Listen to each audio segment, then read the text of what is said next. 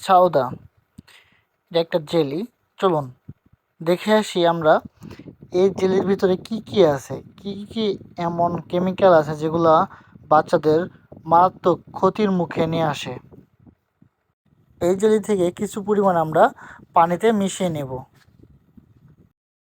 Liver allergy, hyper activity, হজমের সমস্যা, অতিরিক্ত চিনি ও প্রিজারভেটিভ, ডায়াবেটিস, দাঁতের ক্ষয়, স্থূলতা, বিষাক্ত chemical, sodium benzoate, aspartame, liver, kidney ও স্নায়ুতন্ত্রের ক্ষতি, নিম্নমানের প্লাস্টিক প্যাকেজিং, বিপিএ, ক্যান্সারের ঝুঁকি ও হরমোনের সমস্যা, শিশুদের জন্য মারাত্মক বিপদ, খাদ্যে বিষক্রিয়া, হজমের সমস্যা, দাঁতের ক্ষতি, অ্যালার্জি ও চর্মরোগ, স্থূলতা ও ডায়াবেটিসের ঝুঁকি। কি দিয়ে তৈরি?